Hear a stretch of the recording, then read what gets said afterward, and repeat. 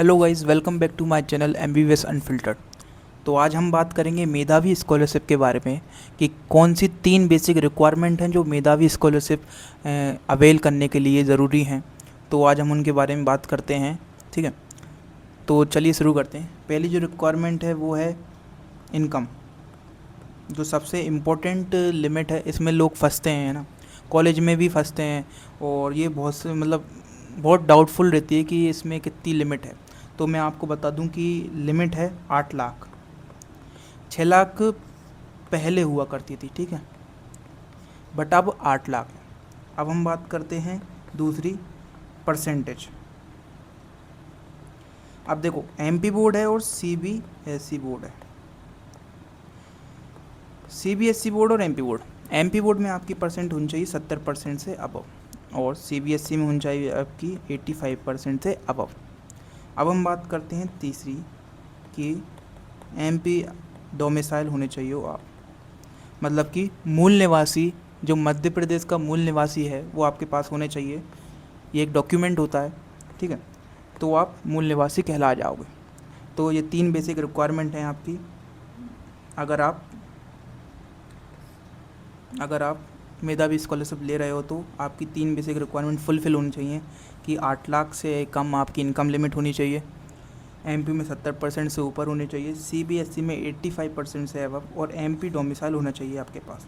ठीक है, तो चलिए थोड़ा इसके बारे में मैंने जो 2025 का जो नोटिफिकेशन आया था DME पे, उससे थोड़ा पता किया है कि 6 लाख पहले था, बट अब न्यू लिमिट है 8 लाख। ठीक है, ये किस किस के लिए किस किस के लिए अवेलेबल हो सकती है। देखो, MBBS प्राइवेट और गवर्नमेंट कॉलेज के लिए हो सकती है, और BDS के गवर्नमेंट के लिए। मेधावी स्कॉलरशिप में जितनी भी ट्यूशन फीस है कॉलेज की वो पूरी लगती है, 100% आती है। ठीक है, इसमें नीट रैंक का कोई भी लिमिट नहीं है। ठीक है, इसमें रिक्वायरमेंट कुछ नहीं है नीट रैंक की। एकेडमिक अवेलेबिलिटी मैंने आपको एलिजिबिलिटी बता दी आपको। ठीक है, MP डोमिसाइल आपके पास होना चाहिए, ये मैंने बता दिया।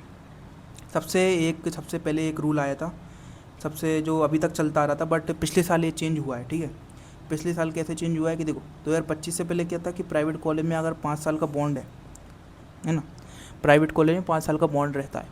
अगर आप इस बॉन्ड को आप तोड़ते हो तो आपको 25 लाख रुपए फ़ाइन भरने पड़ेंगे, और गवर्नमेंट में आप तोड़ते हो तो 10 लाख आपको फ़ाइन भरना पड़ेगा गवर्नमेंट को।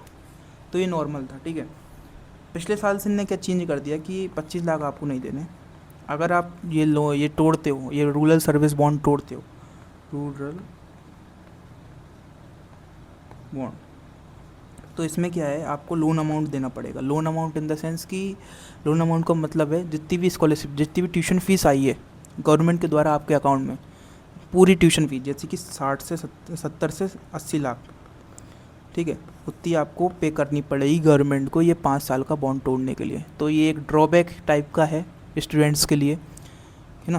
तो मैंने आपको बता दिया, इसका रिक्वायरमेंट बता दी, और एक ड्रॉबैक भी बता दिया जो न्यू आया है। ये बहुत सारे लोगों को पता नहीं होगा ये वाली बात, बट अगर आप ले रहे हैं मेधावी तो ये जान लें, इस वीडियो को पूरा देख लें, है ना।